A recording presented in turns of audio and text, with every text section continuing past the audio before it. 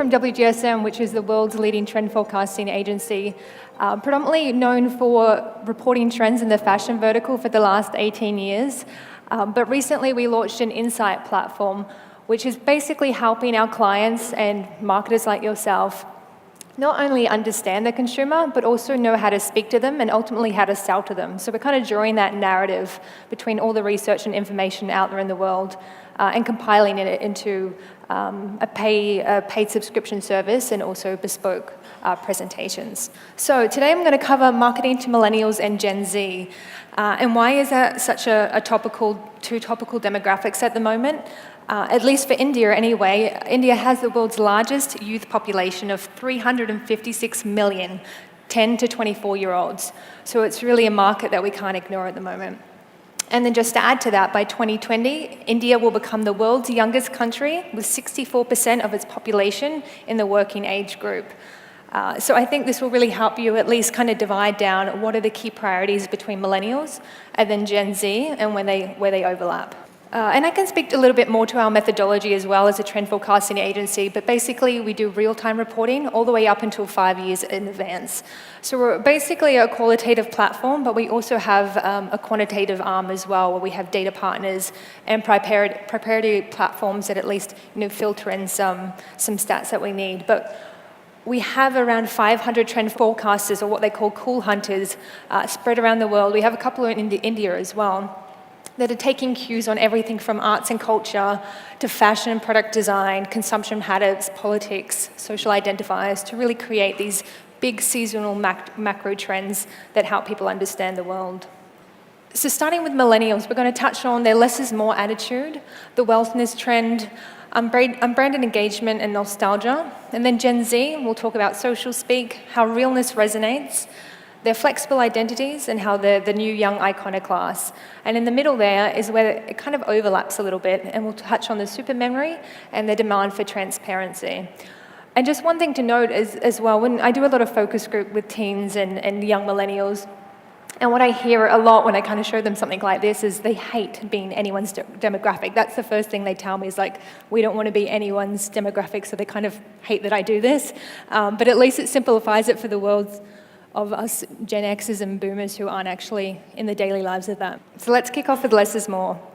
So what we know is that millennials want meaningful connections and actually choose experiences over stuff. So we've been reporting on that quite a bit recently. So this less is more mindset is fueling the desire for emptiness and clean aesthetics. So they're moving away from clutter, buying less, and celebrating simplicity and this idea of serenity. Who's read The Life-Changing Magic of Tidying Up? So for those that don't know, the key premise of the book is actually the question of what you want to own is actually the question of how you want to live your life. So the sad part is we live in a world where we need to read a book to learn how to clean our own rooms. But on the positive side, millennials' attempt to change their lives and their living spaces through organization means they're changing the way that they think about consumption. So we see some roll-on effects from that as well, like slow fashion and the lean closet movement, which kind of show this shift towards spending more and buying less. I think this quote sums it up quite nicely. Emptiness, irrespective of who uses it and how, is the ultimate freedom. That's basically a quote from art director of Muji, Kenya Hara. And he believes that emptiness is richer than fullness. So Muji actually means no brand. They're not big on marketing. They keep the team quite anonymous because he kind of thinks coming back to this idea of emptiness time and time again as a design ethos is really important for the brand success. The millennials see wellness as the new source of wealth. So this concept of self-wealth is significantly rising among millennials. So that's shoppers starting to flaunt their wealth through healthy lifestyle choices and not product. So we see the sommelier replaced by the cleanse concierge, boutique fitness classes becoming the new VIP lounge, chlorophyll as the new caviar, and then fit girls as the new it girls in terms of like social media role models. And that's kind of driven by that Fitspo movement that we're seeing on Instagram. So whichever way you really want to look at it, wellness is the new status symbol for millennials. And for those millennials in the room that raised their hands, you'll be, rest assured to know that you're the most stressed out generation. So as a result, we're seeing wellness retreats and vacations kind of increasingly seen as this essential lifestyle resource for this demographic. So they're really kind of documenting travel experiences on social media as an important part of the travel agenda. And smart brands are kind of tapping into this demand. So Free People is an apparel line based out of the US, And they've always, basically sold jeans, t-shirts, footwear, accessories, but now they're selling travel experiences. So they launched something called Free People Escapes not too long ago, and there are actually travel packages that you can purchase as a consumer, and they're open to anyone, ranging between $500 and $2,000, $3,000. They get more expensive depending on where you go. But the trips are organized to Mexico, Peru, Montana, all over the world. And they come with an itinerary that includes things like raw food workshops. You've got surf lessons and yoga workshops, as well as the foods included in the accommodation. But the really smart part that they've done here is when you buy this organized workshop or this vacation, you get $500 worth of product. And it's a really smart endeavor because they know that all these people taking this product is basically free user-generated content. So these millennials are traveling with this product, all their friends are sharing it on social media with the hashtag #FreePeople, and in a way, it's extra organic media for them. So it's a really smart initiative. And then we see stealth wealth, is what we're calling it, influencing the rise of this health bragging. So millennials are more comfortable, like I said, with showcasing this on social media. But with more than 1.6 million tags for the hashtag Rest Day, it's really becoming part of the cultural zeitgeist as much as something like the cold-pressed juices. So as well-being and self-care take center stage in the fitness sector, this new Rest Day focuses on restoring the mind and rebuilding the muscles and kind of replenishing the spirit. So a few trends we're seeing are things like infrared saunas. You've got anti-gravity cocooning, foam rolling, high-end meditation classes, and things like cryotherapy and halotherapy. And if the bottom one's actually about you sit in a salt room, and the Himalayan salt is kind of good for your lungs, etc. Embarrassing enough, I'm like peak millennial, and I've done them all. So I'm the case study right in front of you. And what we're envisioning is being next in the next 2 to 5 years, we've got hyper-personalized DNA tests, test-to-table restaurants, which is this evolution of farm-to-table, and bespoke beauty, which we're already starting to see now. That takes us to unbranded engagement. So we know millennials are ad exhausted, being exposed to approximately 360 ads daily across TV, internet, and social, and I believe that's actually probably a minimum, which this really means they're more likely to tune off than tune out. So what brands need to do is reach out in less obvious ways. So here are a few examples that we've been seeing. On the right is Glade, the air freshener brand. They did a pop-up activation called the Museum of Feelings. They actually built this event off this idea of it was a journey around scent. So it wasn't so much a hard sell, even though at the end of the museum you could buy Glade products. It was all about kind of living the experience and building memories, experiential memories around scent. On the left here was the Museum of Ice Cream, another one that kind of went viral on social media. But what a lot of consumers didn't know when they participated in this activation was that Tinder was a quiet sponsor, as well as Dove chocolate, which was a bit of a random combination. So Tinder believed that it would be the ideal place to have your first summer date. And at the end of it, you could kind of swipe through and find your own ice cream match as well. So really clever ways to kind of engage with that millennial who doesn't want the hard product sell in their face. Then you've got food and beverage companies jumping on board this trend as well. So on the left you have Whole Foods. And so they actually developed this mobile tester kitchen where they went to local areas. They started in Austin, Texas. And it was a way for them to test products, experiment with local chefs, and kind of get some feedback before they are ready to push a brand new idea. On the right here, one of my favorites, this is in Hong Kong to celebrate Gabrielle Choi's premium chicken burger. So people lined up, shared it all across social media, and it wasn't only after a couple of days that they announced it was McDonald's doing an unbranded test, because they knew millennials would kind of be biased if they went to a food truck by McDonald's. So it was a really great way to get unbiased feedback in an unbranded way. And then 2 last examples. On the left, we have what looks like a lookbook from a clothing brand, but it's actually an Adobe product. So they played off this idea that stock imagery has become a bit of a laughing stock, and it is super cliched. And so what they did to promote their new stock collection was made a line that basically took hipster kids and put these graphics on pieces of clothing. So things like firm handshakes between business associates. We always see this kind of cliched imagery, and then pull that off in an unbranded way. And on the right here, they realized that no one knows what MailChimp is in terms of the name. Like it gets so many mispronunciations. So when they did a podcast ad for cereal, the person presenting it also delivered a mispronunciation. So they said, you know what, let's just make fun of ourselves. Like we don't have to take our name so seriously. So they created these mini campaigns spinning off all the mispronunciations. And one of them was fail chips. This idea when you go to the supermarket and you buy a bag of chips, most of the time they're just crumbs and they're already crinkled up into crumbs. So that was a clever example. And then a video I'll show you was one called Mail Shrimp. And again, it's completely unbranded. You kind of sit halfway through the campaign video wondering what you're watching, but it got amazing engagement. Let's take a look. How can I be who I'm meant to be? Become my dream, follow my destiny. I'm more than a sandwich made of shrimp. I believe in myself. I'm not afraid, I'm not a wimp to be like you. Mail boy, dress like you. Mail boy, and one day I know I'll become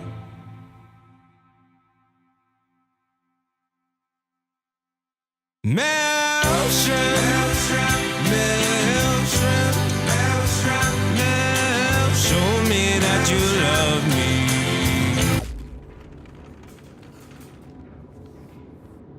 Mail shrimp, mail. And so you kind of saw these campaigns come up on your feed or on the internet and wondered what it was. And the clever thing that they did was redirect it via Google SEO. So when you type in Mail Shrimp, it would redirect you to MailChimp. So it was a really brilliant campaign. There's other great videos. I definitely recommend you checking them out. But even scrolling through the YouTube comments on this one, for example, you can see the engagements there. There are so many kids writing comments, things like, where did they get all that money to buy the weed to make this video? So things like, please release this as a full song. So they're quite funny comments, and again, check it out because it's a great example of how you can execute an unbranded campaign. And then the last one for millennials is nostalgia. So today, millennials are experiencing early onset nostalgia. And with such information overload, this nostalgia cycle, which once averaged every 30 years, is getting shorter and shorter. So because of this time compression, millennials love to romanticize the past. We're seeing a few brands tap into this as well. So this example here is from Mac and how they teamed with Trolls to roll out this colorful limited edition last August. And then you've got brands like Kodak, who revived its Super 8 camera with a new edition, merging analog film with digital connectivity as well. And then on the right here, to further keep that Kodak moment alive, Opening Ceremony released a Super 8 inspired capsule collection last year as well. And then the rise of vinyl also sets a great example of millennial nostalgia. Vinyl records are actually projected to sell 40 million units in 2017, which kind of hits $1 billion in sales, quite incredible. And then not too long ago for the Gucci show, the invitations sent out were a great example of this. They were 12-inch records featuring Florence and the Machine and A$AP Rocky. And the tagline's very topical too. It reads, what are we going to do with all this future? Further cementing this idea that the youth are really uncertain about what's going to happen in the years ahead. So that brings us to the overlap between millennials and Gen Z. So let's chat about their super memory. So what we're calling our social memory is becoming our super memory. So studies suggest that memory loss now begins at 20 years old. And younger adults in their 20s and 30s may be declining at the same rate as people in their 60s and 70s. So it's the inclination to forget important information and belief that it can be retrieved from a digital device immediately. So for young millennials and Gen Z, our social memory becomes our extended memory. The other key priority is transparency, and not just the need, but the absolute expectation these days. So this is what we're calling the new skeptics. Those young consumers who research everything with a fine-tooth comb. So globally, trust in big business is waning, and simply put it, the new skeptics just don't believe you. So most of these consumers believe big companies place profit over principle. And because of this, they feel that they don't have their interests at heart. So they want to know what they're putting on their bodies, but more importantly, what they're putting in their bodies. So live streaming is assisting with total transparency, and a really great example is by a knitwear brand called John Stoner. And what they do with their knitwear is they assign each sweater with a smart tag that corresponds to the actual sheep that the wool was taken from. So when you buy a sweater, you can link it up to the app and follow your sheep along the herd's movements from when it gets sheared to when the wool is dyed and knitted and when shipped out. So it's really this idea of feeling connected to the product and knowing that nothing's being hidden from you. LuxMe as well, spelled LXMI, for anyone that hasn't heard of it, is the first social impact beauty brand being sold at Sephora. So made from wild botanicals picked from people in Africa. And so what's great about this product is on each box, they associate a unique harvest number with it. And what you can do is go to their website after you've purchased a product, type in this harvest number to kind of pull up information such as the date of harvest, the location of exactly where those products were harvested, and the actual wages that were paid to the lady who picked your ingredients, which is really kind of transcending this idea about transparency and what we know about the products we buy. And then a further social initiative is they set up Facebook Live sessions where you can really engage with those women that are picking your products. It's an incredible product. Check it out. So that brings us to Gen Z, the new four. So quickly, a few stats for Gen Z. So they are 7 to 22 years old at the moment, so that means born between 95 and 2010, and they'll always be Gen Z as they kind of grow. A few key definers, they're digital natives, like I said, they're transparency seekers, knowledge brokers, equality advocates, and they're all about flexible identities, which I'll touch on. And for the US, this represents a quarter of the population, and for India, like I said, 356 million, making it the world's largest youth population. So let's talk about social speak firstly. So this is the first priority. If we backtrack to 2016, the impact of a post-truth society was felt globally. So this is a culture in which ideas and decisions are framed largely by appealing to emotions and not facts. Looking forward into 2019, so that's 2 years ahead, we will contend with a post-literate society. So get ready, it's a little bit scary. But this is an era where images and characters will replace words as the communication choice for the majority of consumers. So factor that in with the growing rise of voice technology and the mainstream adoption of conversational commerce, and by 2019, visuals and voice will likely trump text. So there are over 41.5 billion text messages sent globally every day, with around 6 billion emojis included in all of that. So really to emphasize this idea here, Gen Z speak emojis, they read in memes, and they text in symbols. This is the demographic and how they want to communicate with you. There's even Emojipedia for people who want to strengthen their emoji language. And some universities in the US are now offering emojis as a second language course, if anyone wants to go back and study up. So the two most important social formats for Gen Z are live streaming and messaging. So with live streaming, there's an app called House Party, which is actually a group video chat where teens live chill. And the founder, Ben Rubin, kind of calls it the app, the internet's living room, and they've already got 1.2 million users, so we're keeping an eye on that. Then you've got live streaming platforms like YouNow, that's spelled YOUNOW. And this is a broadcast service where communities start to form around hashtags. And so we kind of keep an eye on these platforms to see what subcultures are rising. And a really creepy one on YouNow is it formed around the hashtag Sleeping Squad. And this is where teens will basically set up their phone, hit the broadcast now, and fall asleep so people can watch them as they live stream their 8 hours. Bit creepy for the parents out there, keep an eye on that one. But it's really interesting to see what hashtags take off and what communities form. The second one is about messaging. A great example here is a guy called Stefan's Head, and he set up his commerce shop around weekly drops he does via text message, and selling apparel, that is. So you can just text him, and that's his phone number, and basically say you want to be a part of the subscription list, and so every week he'll text you what items he's got available to shop with. And if you go to his website, the interesting factor is he goes, why text message? And his first reason is because he hates talking on the phone, and secondly, he believes that email is for bozos. So again, really emphasizing that idea, these are the channels Gen Z want to be communicating on. Realness resonates. So Gen Z are the most educated generation in history, and they have this 8-second filter to sift through content. So they can immediately spot any brand pretense. They want brands to be loyal to them, but most importantly, they want to be engaged with real people. So we're seeing campaigns take off around this trend quite a bit. But this H&M campaign that I'm about to show you is a good step in the right direction of how you can kind of incorporate more diversity, inclusivity, and just realness in general.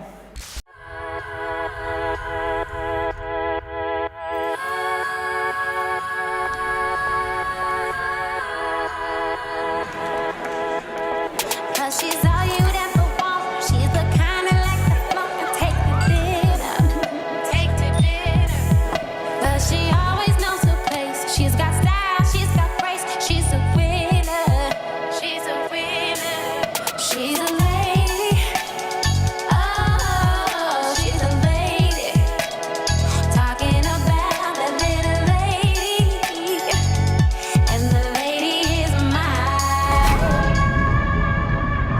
She's never in the way, always something nice to say. What a blessing, what a blessing.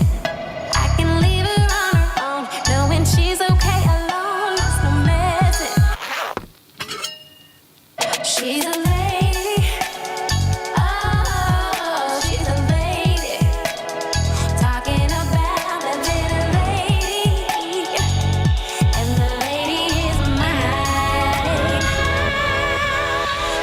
Okay, for the second last trend, we'll talk about flexible identities. So as technology enables more flexibility in our everyday lives, how we identify ourselves is becoming increasingly flexible as well. So the free-to-be-me society means Gen Z identities can be transformed and assembled daily, just like fashion. That's how they kind of approach it. So it's a pretty progressive theme for many markets, but it's one that we really can't ignore. So the topic around gender identity continues to dominate the industry, and we're seeing lots of campaigns start to speak to this idea. And Gen Z are often called the genderless generation, celebrating individuality and gender-neutral sentiments. But then flexible identity is more than just gender and sexuality as well. So we see employment identity and ethnic identity as the new flexible frontiers. So the rise of the hyphenated career and what we're calling the creative slasher is also challenging traditional workplace hours and roles.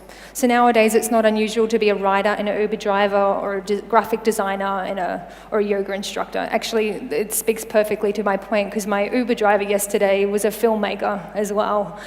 So it's really not uncommon to hear of these multi-hyphenated Gen Z kids. This quote quite encapsulates the Gen Z's alignment with flexible identities quite well. I don't see why there has to be labels. Why do you have to be put in a box and be one thing? I get preferences, I guess, but then why isn't there a term for someone who likes only blondes? Why isn't there a blonde sexual? And lastly, young iconoclasts. So fearless youth is standing up for the unheard, championing empowerment, and most significantly change. So we need to look beyond them as only generation selfie, which is what a lot of people have kind of called them, because they're so much more than that. They're fearless, empowering, they're politically savvy, and they're actually hugely optimistic. For them, it's really cool to care, and some outspoken celebrities are leading that change. So here we have Amanda Sternberg. She's a 17-year-old actress who actively speaks out on gender and sexuality issues. And last year, her video on cultural appropriation was called Please Don't Cash Crop My Cornrows, became a viral hit. And what's interesting about Amanda is she actually prefers non-binary terms such as they and them rather than his or her.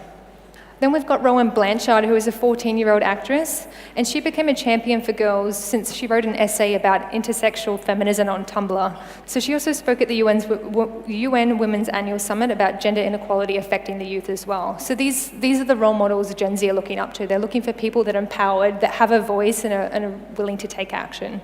So just to round it up quickly, what's next for brands? Consumers want to be engaged and will invest with companies that are engaging and that are empowering. So I challenge you all to go back and really ask yourselves, what do you stand for as a brand? There's my email if anyone wants to get in touch, and thank you so much.